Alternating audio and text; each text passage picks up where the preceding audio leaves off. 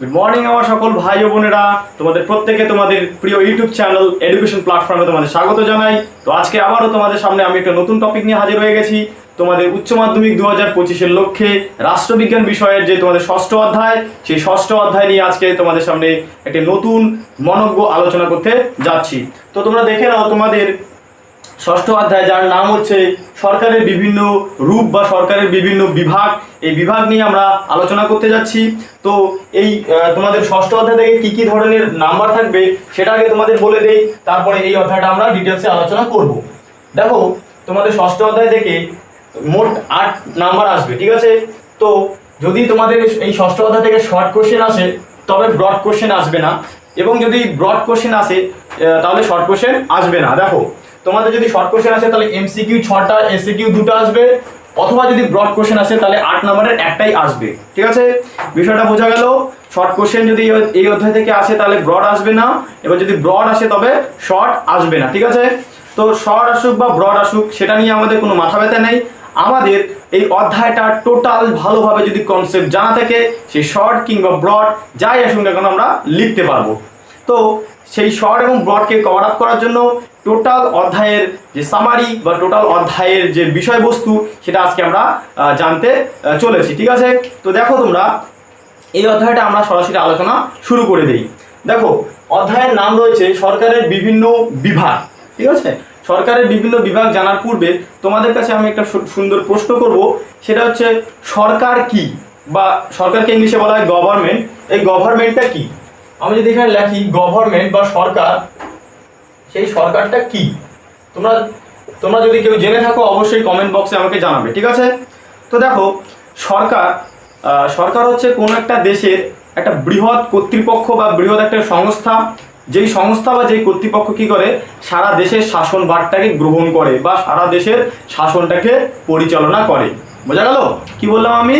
যে সরকার হচ্ছে একটা দেশের বৃহৎ সংস্থা বা বৃহৎ একটি কর্তৃপক্ষ, যেটা কিনা সারা দেশের মধ্যে যে শাসনভারটা রয়েছে সেটা গ্রহণ করে বা দেশের শাসনভারটাকে পরিচালনা করে। তো সেটা হচ্ছে সরকার। আর আমরা জানি যে পৃথিবীর প্রায় কম বেশি সকল দেশেরই এক একটি করে কি রয়েছে, সরকার রয়েছে। যেমন আমাদের ভারতবর্ষে যেমন সরকার রয়েছে, আমেরিকা যুক্তরাষ্ট্রে যেমন সরকার রয়েছে, বিভিন্ন দেশে এক এক রকম করে সরকার রয়েছে, ঠিক আছে? তো দেশের মধ্যে সরকারটা কি করে, সাধারণত দেশটাকে শাসন পরিচালনা করে। তো আমরা আজকে যেটা আলোচনা করব সেটা হচ্ছে এই সরকারের বিভিন্ন বিভাগ নিয়ে, বা সরকার কি কি বিভাগ নিয়ে গঠিত সেটা আমরা আলোচনা করব। তো দেখো, আমি এখানে ছোট্ট করে লিখছি সরকারের বিভাগগুলি, ঠিক আছে? দেখে নাও, সরকার প্রধানত 3টি বিভাগ নিয়ে গঠিত। একটা হচ্ছে আইন বিভাগ, দ্বিতীয়টা হচ্ছে শাসন বিভাগ,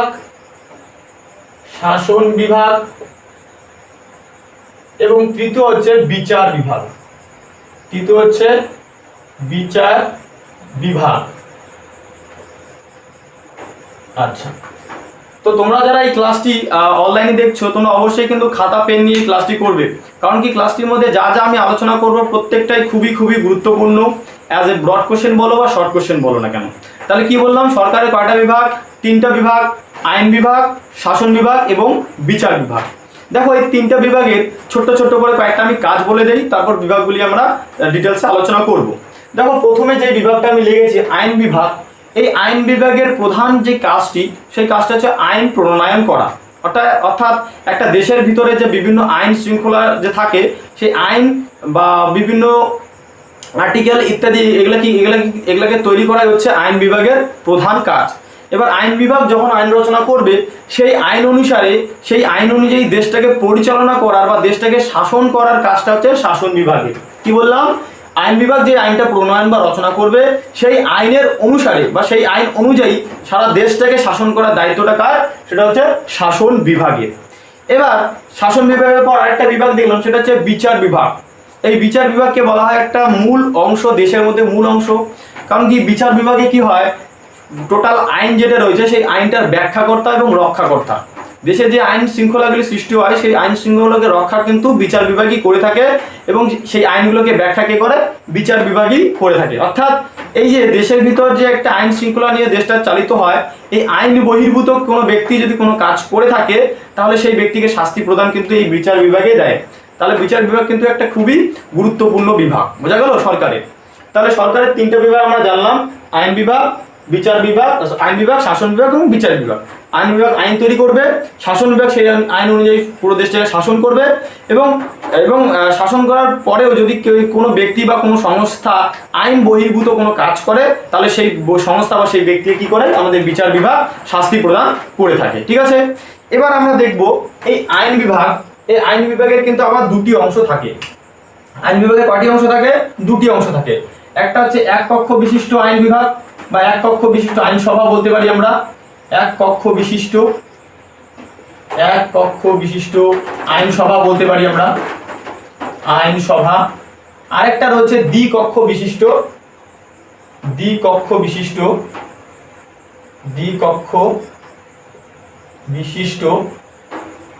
আইন সভা।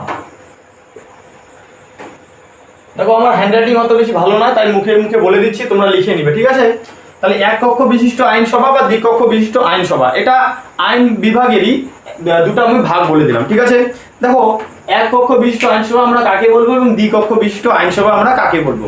প্রথমে এক কক্ষ বিশিষ্ট আইনসভায় আসি।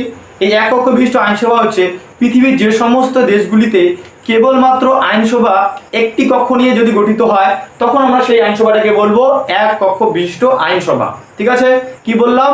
পৃথিবীর যে সমস্ত দেশগুলির মধ্যে আইনসভাটা এক কক্ষ বিশিষ্ট হবে, মানে একটা কক্ষ নিয়ে আইনসভাটা গঠিত হবে, তখন সেটাকে বলবো আমরা এক কক্ষ বিশিষ্ট আইনসভা। আর দ্বিকক্ষ বিশিষ্ট আইনসভা কোনটা?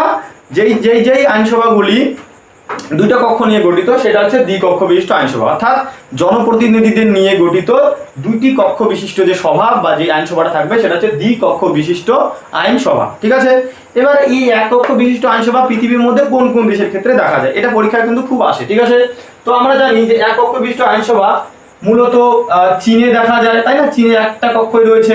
তারপর গ্রিসে দেখা যায়, তারপর বাংলাদেশে আমরা দেখতে পারবো, বাংলাদেশে কিন্তু একটাই আইনসভা রয়েছে।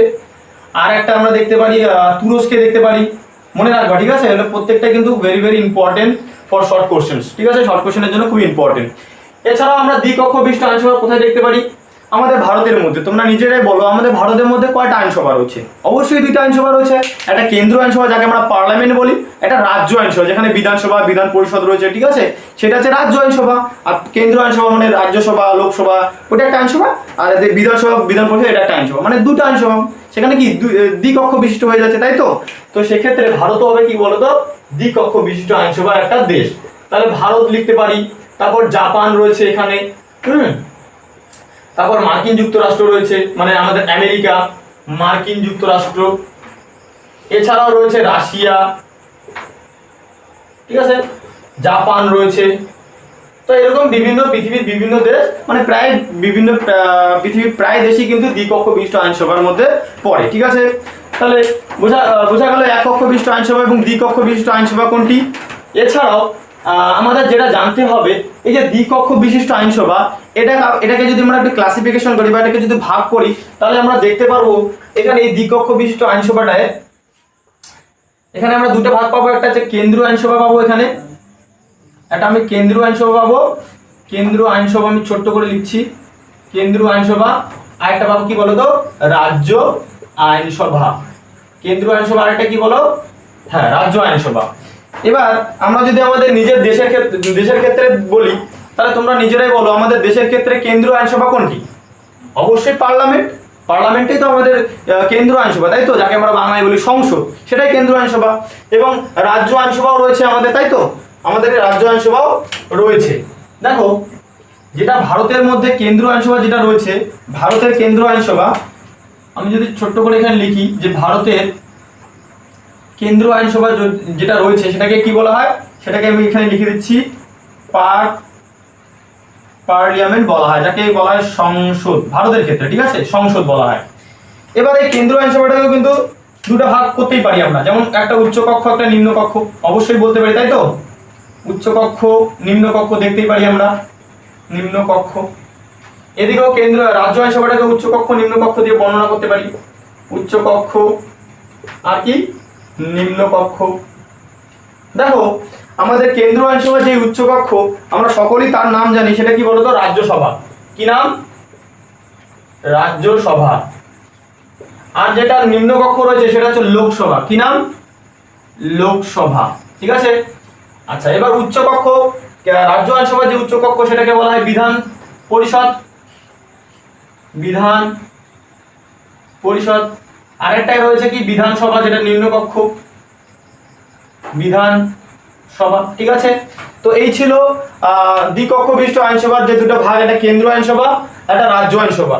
রাজ্য আইনসভার মধ্যে দুটো ভাগ, উচ্চকক্ষ নিম্নকক্ষ। কেন্দ্র আইনসভার দুটো ভাগ, উচ্চকক্ষ নিম্নকক্ষ। কেন্দ্র আইনসভা ভারতের ক্ষেত্রে আমরা দেখতে পারি সেটা উচ্চকক্ষের নাম রাজ্যসভা এবং নিম্নকক্ষের নাম লোকসভা। আর রাজ্য আইনসভার ক্ষেত্রে বিধানসভা এবং বিধান পরিষদ আমরা দেখতে পারি। ঠিক আছে। যেমন আমাদের পশ্চিমবঙ্গে কিন্তু আমাদের রাজ্য আইনসভার উচ্চকক্ষ নেই, কেবলমাত্র একটাই কক্ষ রয়েছে, সেটা নিম্নকক্ষ। রাজ্য আইনসভার উচ্চকক্ষ ছিল কিন্তু পরবর্তীতে সেটা অ্যাবলিশ করা হয় এবং একটাই আমাদের কক্ষ, সেটা হচ্ছে বিধানসভা। বোঝা গেল? তো এটাই ছিল আমাদের শাসন বিভাগের বিভিন্ন আলোচনা, সেটা একক্ষ বিশিষ্ট, দ্বিকক্ষ বিশিষ্ট এবং দ্বিকক্ষের মধ্যে বিভিন্ন ভাগ। বোঝা গেল? এবারে আমরা যেটা আলোচনা করব সেটা হচ্ছে শাসন বিভাগ। এবারে শাসন বিভাগের কাজটা আমি কি বলেছিলাম, যে আইন বিভাগ অর্থাৎ যে আইনগুলি তৈরি করবে সেই আইন অনুসারে শাসন বিভাগ কি করবে, সেই দেশের শাসনভারটা গ্রহণ করবে বা দেশের শাসন পরিচালনা করবে। এই শাসন পরিচালনার ক্ষেত্রে আমরা শাসন বিভাগের যে অংশগুলি দেখতে পারবো সেই অংশটাকে দুভাগে ভাগ করা হয়। শাসন বিভাগের যে অংশ সেটা দুভাগে বিভক্ত। সেটা হচ্ছে একটা হচ্ছে রাজনৈতিক অংশ, একটা রাজনৈতিক অংশ প্রত্যেকে কিন্তু লিখে নিবে। হ্যাঁ, একটা রাজনৈতিক অংশ, আর একটা হচ্ছে অরাজনৈতিক অংশ। অরাজনৈতিক অংশ। এই যে রাজনৈতিক অংশ যেটা রয়েছে শাসন বিভাগের, এই রাজনৈতিক অংশটাকে বলা হয় অস্থায়ী প্রশাসক। এখানে যারা থাকবে তাদেরকে বলা হয় অস্থায়ী প্রশাসক। অস্থায়ী প্রশাসক। এবং যারা অরাজনৈতিক অংশে থাকবে তাদেরকে বলা হয় স্থায়ী প্রশাসক। স্থায়ী প্রশাসক। বুঝা গেল? তাহলে শাসন বিভাগের কয়টা অংশ? দুটো অংশ, একটা রাজনৈতিক অংশ, একটা অরাজনৈতিক অংশ। এবং রাজনৈতিক অংশের যারা যে সদস্য, যে মেম্বার আসবে সেটা হচ্ছে অস্থায়ী প্রশাসক, এবং অরাজনৈতিক অংশে যারা আসবে সেটা স্থায়ী প্রশাসক। এই বিষয়টাকে একটু বলে দিই। দেখো, শাসন বিভাগের রাজনৈতিক অংশ মানে কি?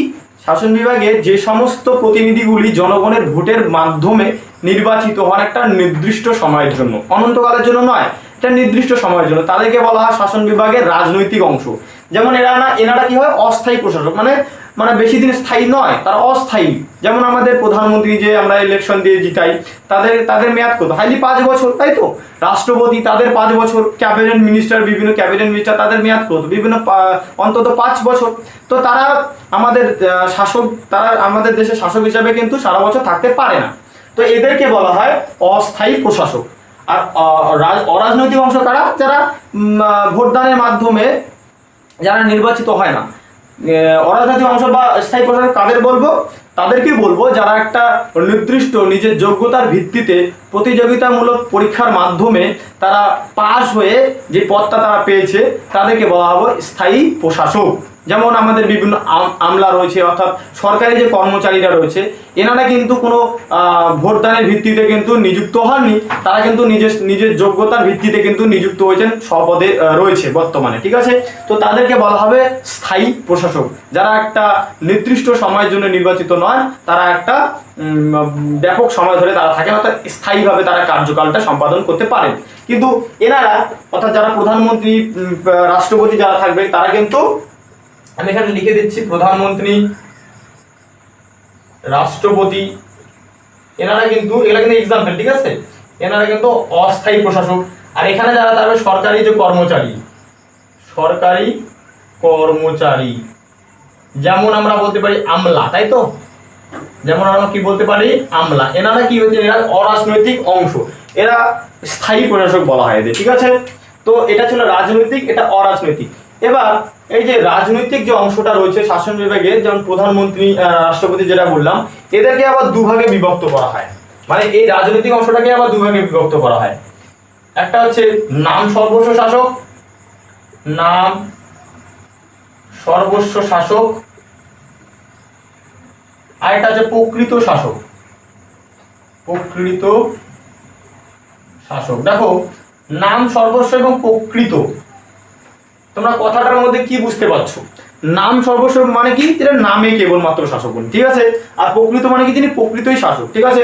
তো নাম সর্বস্ব শাসক আমাদের দেশের মধ্যে যেমন আমরা দেখতে পারি কে রয়েছেন, অবশ্যই রাষ্ট্রপতি, তিনি দেশের মধ্যে হেড অবস্থায় রয়েছেন, কিন্তু তবুও কিন্তু দেশের তিনি সমস্ত শাসনভার গ্রহণ করেন না। আমাদের দেশটাকে প্রকৃতপক্ষে কে চালনা করেন? প্রধানমন্ত্রী চালনা করেন। তাই প্রধানমন্ত্রীকে বলা হবে দেশের প্রকৃত শাসক, আমাদের দেশের প্রকৃত শাসক। এবং আমাদের দেশের নাম সর্বস্ব শাসককে রাষ্ট্রপতি। কারণ কি, রাষ্ট্রপতি কি কাজ করে? বেশিরভাগ ক্ষেত্রে রাষ্ট্রপতি তার নামটাই ব্যবহৃত হয়, অর্থাৎ তার সিগনেচারটাই ব্যবহৃত হয়। তিনি কিন্তু দেশের শাসনভারটাকে প্রকৃতপক্ষে গ্রহণ করেন না। তো এনাকে নাম সর্বস্ব শাসক বলা হয়, যেমন আমাদেরকে রাষ্ট্রপতি বা প্রেসিডেন্ট আমাদের ভারতবর্ষে। আর যদি নাম সর্বস্ব শাসক দেখতে চাই তাহলে কিন্তু ব্রিটেনের রাজা রানী হবে, ঠিক আছে। ব্রিটেনের রাজা রানী আমি এখানে লিখে দিচ্ছি, তোমরা সুন্দর করে খাতায় লিখে নিবে, ঠিক আছে। আর প্রকৃত শাসক মানে কি, আমাদের প্রধানমন্ত্রী, আমাদের দেশের যিনি প্রধানমন্ত্রী উনি কিন্তু প্রকৃত শাসক, অর্থাৎ প্রকৃতপক্ষে তিনি দেশটাকে শাসন পরিচালনা করেন, ঠিক আছে। তাহলে এই ছিল রাজনৈতিক অংশ এবং অরাজনৈতিক অংশ, এটা ছিল শাসন বিভাগের। এবার আমাদের বিচার বিভাগ নিয়ে আলোচনা করা বাকি আছে। তো যেহেতু বোর্ডের মধ্যে জায়গা নেই, তোমরা আগে এইটুকুনি ভালো করে লিখে নাও, তারপরে আমরা বিচার বিভাগ নিয়ে একটু আলোচনা করব, ঠিক আছে। তো লিখে নাও সবাই। আচ্ছা, এখন আমরা সরকারের যে তৃতীয় অঙ্গ, সেই তৃতীয় অঙ্গ বিচার বিভাগ নিয়ে আলোচনা করব। দেখো, বিচার বিভাগ হচ্ছে সরকারের তৃতীয় অঙ্গ, যে অঙ্গটা কিনা সবসময় সক্রিয় থাকে। কারণ কি, বিচার বিভাগের প্রধান কাজ কি? বিচার বিভাগের প্রধান কাজটা হচ্ছে যে আইন শৃঙ্খলাগুলি দেশের মধ্যে যেগুলি রয়েছে সেগুলোকে রক্ষা করা এবং সেই আইন শৃঙ্খলাকে ব্যাখ্যা করা, অর্থাৎ আইনের রক্ষাকর্তা এবং ব্যাখ্যাকর্তা হিসেবে কিন্তু বিচার বিভাগ সবসময় সক্রিয় থাকে। অর্থাৎ কোনো গণতান্ত্রিক যে শাসন ব্যবস্থা রয়েছে বা গণতান্ত্রিক শাসন ব্যবস্থা বা কোনো গণতান্ত্রিক দেশকে সাফল্যমণ্ডিত করতে গেলে কিন্তু বিচার বিভাগকে অতি সক্রিয় হতে হয়। এবার যদি আমরা দেখি এই বিচার বিভাগকে ভাগ করলে কিন্তু দুটি অংশ পাওয়া যায়। একটা হচ্ছে একক বিচার ব্যবস্থা, আরেকটা হচ্ছে দ্বৈত বিচার ব্যবস্থা। ভেরি ভেরি ইম্পর্টেন্ট, দ্বৈত বিচার ব্যবস্থা। তোমাদের কিন্তু শর্ট কোশ্চেনে এইগুলো খুবই আসবে, ঠিক আছে। দেখো, একক বিচার ব্যবস্থা মানে কি, যেই দেশের যে বিচার কার্যটা কেবলমাত্র একটাই বিচারালয় থাকবে, মানে বিচার কার্য সম্পাদনের জন্য একটাই বিচারালয় থাকবে, সেটা হচ্ছে একক বিচার ব্যবস্থা। এবং যেই দেশের দুই বা বেশি থাকবে সেটা হচ্ছে কি, দ্বৈত বিচার ব্যবস্থা। যেরকম আমরা দেখতে পারি আমাদের ব্রিটেনের মধ্যে কিন্তু একক বিচার ব্যবস্থা দেখতে পারি, ব্রিটেন, তাই না, ব্রিটেন বা যাকে আমরা বলি ইউকে, ইউনাইটেড কিংডম। এবং দ্বৈত বিচার ব্যবস্থা কোথায় রয়েছে? মার্কিন যুক্তরাষ্ট্রে রয়েছে। দ্বৈত বিচার ব্যবস্থা কোথায় রয়েছে? মার্কিন যুক্তরাষ্ট্র, তাই তো, অর্থাৎ যাকে আমরা বলি আমেরিকা, তাই না, USA, United state of America. এই ইউনাইটেড স্টেট অফ আমেরিকা, অর্থাৎ এখানে দ্বৈত বিচার ব্যবস্থা দেখা যায়। এবং একক বিচার ব্যবস্থা কোথায় যায়? ইউকে বা আমাদের হচ্ছে ব্রিটেনে কিন্তু দেখা যায়। এবার আমরা আমাদের ভারতবর্ষে কিন্তু আমাদের বিচার ব্যবস্থা ঠিক একটু অন্যরকম। আমাদের ভারতবর্ষের বিচার ব্যবস্থাকে তিনটি ভাগে বিভক্ত। সেটা কি কি? আমাদের ভারতের বিচার বিভাগের সর্বোচ্চ উপরে যেটা রয়েছে, টপ অফ দি হাইট, সেটা রয়েছে, আমি এখানে ছোট্ট করে ড্রয়িং করে বুঝিয়ে দিচ্ছি। আমাদের ভারতবর্ষের মধ্যে যদি আমি এটা ধরি, তাহলে আমাদের ভারতবর্ষের মধ্যে সবচেয়ে উপরে, মানে বিচার বিভাগের সবচেয়ে উপরে রয়েছে সুপ্রিম কোর্ট। কি রয়েছে? Supreme court. ঠিক মাঝখানে রয়েছে, মানে বিভিন্ন অঙ্গরাজ্যগুলিতে রয়েছে, সেটা হচ্ছে হাইকোর্ট। এবং বিভিন্ন জেলা বলো, বিভিন্ন ডিস্ট্রিক্ট বলো বা বিভিন্ন ব্লকে বলো, সেখানে যেটা রয়েছে সেটা হচ্ছে সাবঅর্ডিনেট কোর্ট, ঠিক আছে। তাহলে আমাদের বিচার ব্যবস্থাটা কি রকম? আমাদের দেশের বিচার ব্যবস্থাটা তিনটা প্রকৃতির হয়। সেটা হচ্ছে, একটা সবচেয়ে আমাদের বিচার ব্যবস্থা শীর্ষে রয়েছে সুপ্রিম কোর্ট, যেটা মোস্ট পাওয়ারফুল। এবং বিভিন্ন অঙ্গরাজ্য, বিভিন্ন কেন্দ্রশাসিত অঞ্চলে কিন্তু কি রয়েছে? আমাদের হাইকোর্ট রয়েছে। আর প্রত্যেকটা কিন্তু কেন্দ্রশাসিত অঞ্চল বা রাজ্যের মধ্যে কিন্তু হাইকোর্ট নেই, মনে রাখবা। আর লাস্টে যেটা রয়েছে বিভিন্ন ব্লক, বিভিন্ন জেলা, বিভিন্ন মহকুমা ইত্যাদির মধ্যে যেগুলো ছোট ছোট আদালত বা অধমস্থ আদালত যেটা রয়েছে, সেইগুলো হচ্ছে সাবঅর্ডিনেট কোর্ট। তো এইভাবে আমাদের বিচার ব্যবস্থাটা ভারতের মধ্যে রয়েছে।